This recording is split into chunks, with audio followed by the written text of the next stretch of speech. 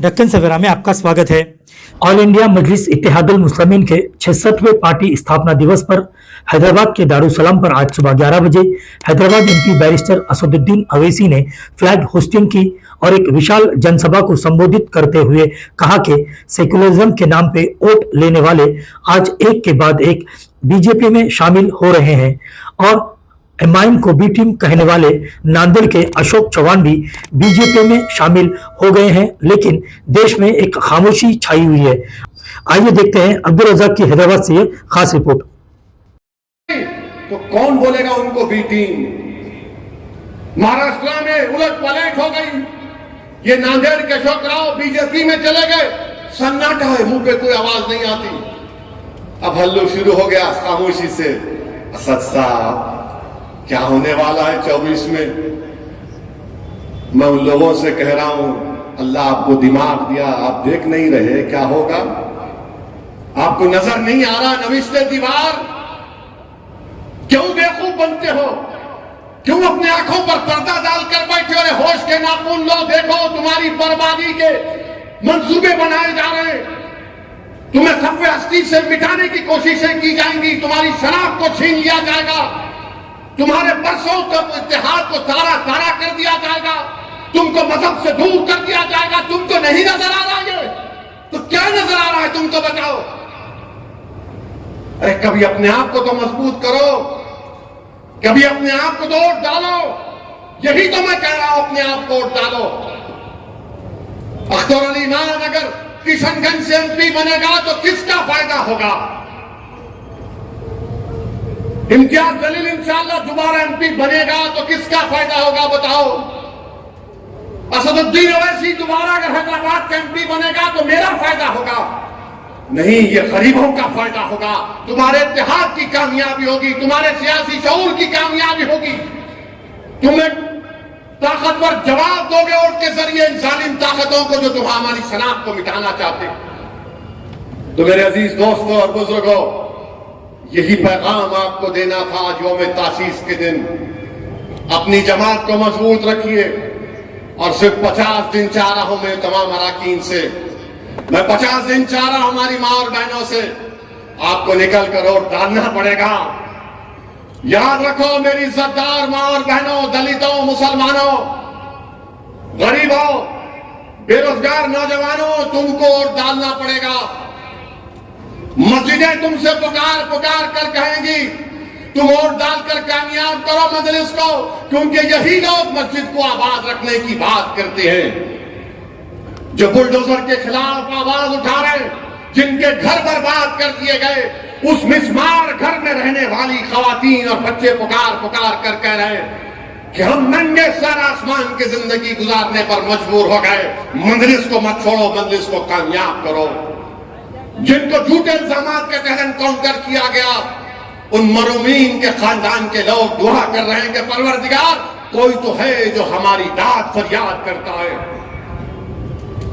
ये बच्चे, ये नौजवान मुस्तकबिल तुमको कह रहा हूं, आओ मजलिस इत्तेहादुल मुस्लिमीन को और मजबूत करो।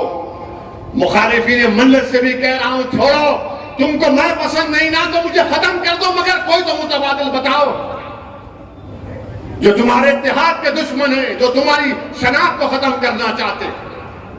मेरे अजीज दोस्तों और बुजुर्गों, आने वाले पार्लियामेंट इलेक्शन हमारे लिए अहम है। मजलिस इत्तेहादुल मुस्लिमीन को कामयाब करिए।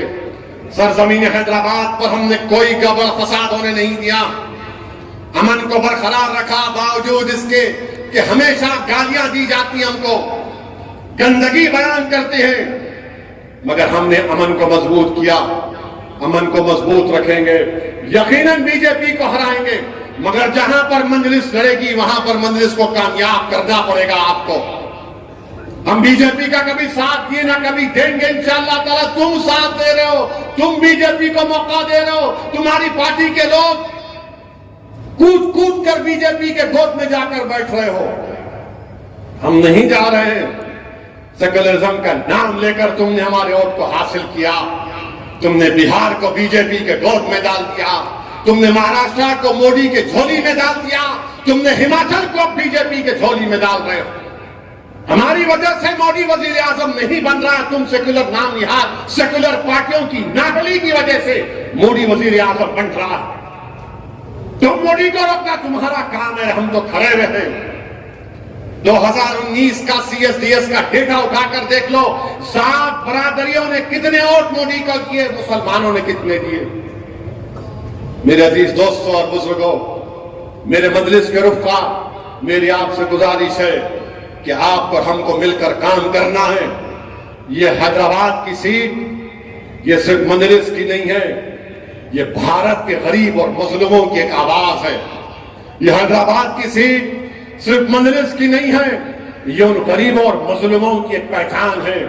یہ حیدرآباد کی سیٹ صرف مجلس کی نہیں ہے, بلکہ بھارت کے ان غیور لوگوں کی, ان بے بس لوگوں کی ایک آواز ہے جو چاہتے ہیں کہ بھارت کی پارلیمنٹ میں ان کے جذبات کی ترجمانی کرتے رہے. یہ حیدرآباد کی سیٹ صرف تمہاری نہیں ہے, بھارت کے ان غیور نوجوانوں کی ایک آواز ہے جو یہ سمجھتی ہے کہ ہمارے خوابوں کو پورا کرنے کی ایک آواز بھارت کی پارلیمنٹ میں حیدرآباد ہو, اورنگ آباد ہو, سیمانچل ہو یا دیش کے کونے میں کہاں پر ہو, وہ آواز اٹھے.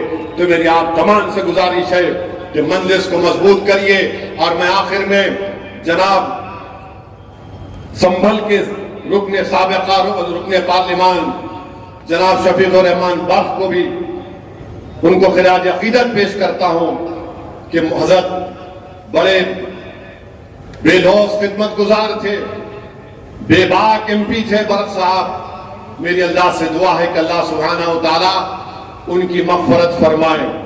شفیق الرحمان برق صاحب رحمت اللہ علیہ سالار ملت کے ساتھی تھے, اور میں نے ان کو کئی مرتبہ پارلیمنٹ میں دیکھا کہ بے باک طریقے سے ملت مظلومہ کی ترجمانی کرتے تھے. اور ہم نے ایک مرتبہ ان کے پوتے کو بھی ٹکٹ دیا تھا اسمبلی کے الیکشن میں, تو برق صاحب کے ساتھ کئی جلسوں کو مجھے مخاطب کرنے کا موقع ملا. یقیناً برق صاحب کی کمی نہ صرف سنبھل کی عوام کو محسوس ہوگی, بلکہ ہر اس شخص کو محسوس ہوگی جو پارلیمنٹ میں اپنی بے باک آواز کو سنتا تھا. میری اللہ سے دعا ہے کہ اللہ شفیق الرحمان برق صاحب کی مغفرت فرمائے, ان کے افراد خاندان کو اللہ صبر جمیل عطا کرے.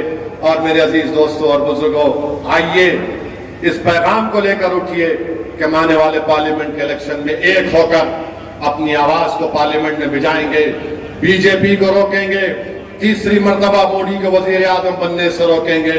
یہی ہمارا پیغام اور نصب العین ہونا چاہیے. السلام علیکم ورحمۃ اللہ وبرکاتہ.